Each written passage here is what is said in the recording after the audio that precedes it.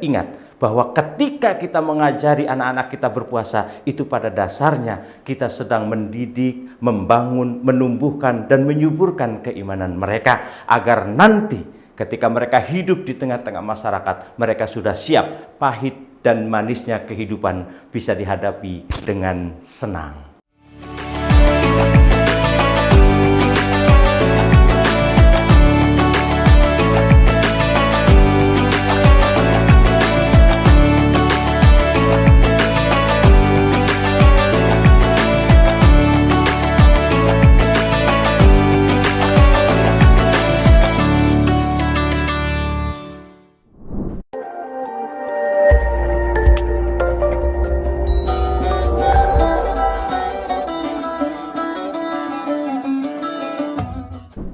Assalamualaikum warahmatullahi wabarakatuh. Alhamdulillahi rabbil alamin, wabihi nasta'in ala umuri dunya waddin. Wassalatu wassalamu ala asrafil anbiya'i wal mursalin wa ala alihi wa sahbihi ajma'in. Qala Allah ta'ala fil Qur'anil Karim, a'udzu billahi minasy syaithanir rajim. Bismillahirrahmanirrahim. Ya ayyuhalladzina amanu kutiba alaikumus syiyam kama kutiba alal ladzina min qablikum la'allakum tattaqun. Wa qala Nabi sallallahu alaihi wasallam, man shoma ramadhana imanan wa ihtisaban ghufira lahu ma taqaddama min dzambih. Bapak Ibu sekalian serta anak-anak yang dirahmati Allah Subhanahu wa taala. Kali ini kita akan berbicara tentang puasa. Puasa erat sekali kaitannya dengan iman. Sebagaimana ayat yang tadi dibacakan. Ya ayyuhalladzina amanu. Allah Subhanahu wa taala ketika memerintahkan puasa, yang dipanggil bukan nama orangnya, bukan nama sukunya, bukan nama negaranya, tapi yang dipanggil adalah keimanannya. Ya ayyuhalladzina amanu, hai orang-orang yang beriman. Bukan hai orang-orang Depok, bukan hai orang-orang Arab, hai orang-orang Indonesia, hai orang-orang Jawa, bukan. Tapi yang dipanggil adalah hai orang-orang yang beriman. Kenapa demikian? Karena faktanya banyak sekali orang yang badannya sehat, kuat, namun tidak sanggup untuk melaksanakan ibadah puasa. Kita tengok petani yang pekerjaannya berat, nelayan yang berpanas-panasan, para buruh yang harus mengeluarkan tenaganya secara ekstra, namun mereka sanggup berpuasa. Tapi kita tengok bagaimana orang-orang yang pekerjaannya santai, badannya sehat, kuat, namun belum sanggup melakukan ibadah puasa. Hal ini adalah terkait dengan keimanan. Ketika kita mengajak anak-anak kita untuk berpuasa, itu pada dasarnya kita sedang mendidik dan membangun keimanan anak-anak kita. Bagaimana anak-anak kita dibiasakan untuk berpuasa selama bulan Ramadan ini, berarti kita selaku orang tuanya sedang membangun, mengembangkan, menumbuhkan, dan menyuburkan keimanan anak-anak kita.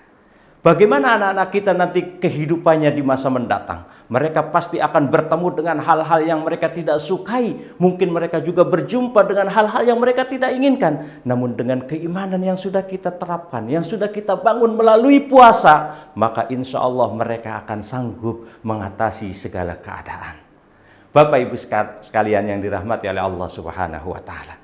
Namun sekarang PR-nya adalah bagaimana agar anak-anak kita itu bisa senang, bahagia, mengikuti proses pendidikan Ramadan, menerapkan keimanan di hati mereka, menguatkan dan mengokohkan keimanan di hati mereka melalui puasa. Maka kuncinya adalah bagaimana anak-anak kita bisa bahagia dengan Ramadannya, bahagia dengan puasanya. Mereka bisa happy, mereka bisa menyenangkan dengan program-program puasa yang sudah kita siapkan. Rasulullah Shallallahu Alaihi Wasallam menyampaikan di dalam sabdanya, lis-shaimi farhatan, bagi orang yang berpuasa ada dua kebahagiaan. Kalau Bapak Ibu sekalian ingin menciptakan kebahagiaan bagi anak-anaknya yang ingin berpuasa, ikutlah dengan hadis tersebut. Itu menginspirasi kita semua. Farhatan, ada dua kebahagiaan yang harus kita sediakan untuk anak-anak kita yang ingin berpuasa. Yang pertama, indal iftar, ketika anak-anak kita hendak berbuka. Jadi kita siapkan, bisa kita ajak anak-anak kita untuk menyiapkan bagaimana mereka menyiapkan berbukanya, agar berbukanya itu bisa menyenangkan. Bisa saja kita siapkan dari sisi menunya yang mereka sukai. Atau bisa saja dari sisi tempatnya yang menyenangkan bagi mereka. Kita dekor tempat makan mereka. Kita siapkan dengan suasana yang menyenangkan bagi mereka. Atau bisa saja kita mengajak anak-anak kita berbuka di luar. Kita mengajak anak-anak kita untuk berbuka di tempat anak-anak yang kurang beruntung. Panti-panti asuhan. Atau tempat-tempat anak-anak yatim. Atau ke rumah-rumah yang mungkin tidak seuntung mereka atau seberuntung mereka. Nah, kita ajak mereka untuk melakukan berbuka puasa di tempat-tempat yang mungkin tidak biasa bagi mereka. Dan ini bisa menjadi pendidikan buat kita.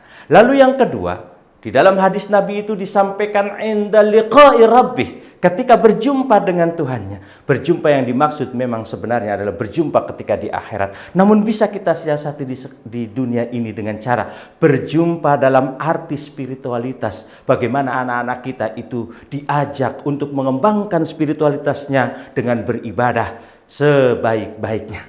Ketika kita ingin anak-anak kita terbiasa mengaji, kita siapkan secara menyenangkan buat anak-anak kita agar bisa mengaji. Kita temani, kita ajak, kita dampingi. Bahkan kita carikan tempat yang kira-kira anak itu suka. Kemudian ketika sholat tarawih kita ajak, kita temani mereka. Atau kita bimbing mereka untuk melaksanakan sholat tarawih. Bisa di rumah, sesekali kita mungkin ajak ke tempat-tempat yang tidak biasa. Mungkin yang agak jauh dari rumah. Mungkin bisa sambil melakukan tadabbur alam di tempat-tempat yang spesial, itu bisa kita laksanakan. Bapak Ibu sekalian yang dirahmati oleh Allah Subhanahu wa taala, mudah-mudahan kalau kita sudah menciptakan suasana Ramadan yang menyenangkan bagi anak-anak kita akan bersemangat dalam melakukan puasanya. Dan ingat bahwa ketika kita mengajari anak-anak kita berpuasa, itu pada dasarnya kita sedang mendidik, membangun, menumbuhkan, dan menyuburkan keimanan mereka, agar nanti ketika mereka hidup di tengah-tengah masyarakat, mereka sudah siap, pahit dan manisnya kehidupan bisa dihadapi dengan senang oleh anak-anak kita. Ada satu lagu ini buat anak-anak kita yang mau puasa. Enaknya jadi siswa, puasa bersama-sama, waktu duhur tidak terasa, waktu buka disayang mama. Nah, anak-anak kita kalau buka jangan dimarahin, kita harus siapkan dengan baik dan kita berikan apresiasi buat anak-anak kita yang sudah mampu melaksanakan puasa seharian penuh. Dengan memberikan perhatian lebih ketika mereka berbuka, dengan memberikan kebahagiaan ketika mereka berbuka, itu adalah kesan buat anak-anak kita yang akan dibawa sampai kehidupan di masa tuanya nanti. Bapak Ibu sekalian yang dirahmati oleh Allah, kalau tadi lagunya untuk anak-anak, sekarang karena saya adalah guru dan pengajar, saya juga pengen dong menyampaikan lagu untuk para pengajar, untuk para guru. Enaknya jadi pengajar, tugasnya berlembar-lembar, waktu zuhur belum lapar, waktu maghrib terasa fajar. Demikian apa yang bisa saya sampaikan, kurang lebihnya mohon maaf. Billahi taufiq wal hidayah. Wassalamualaikum warahmatullahi wabarakatuh.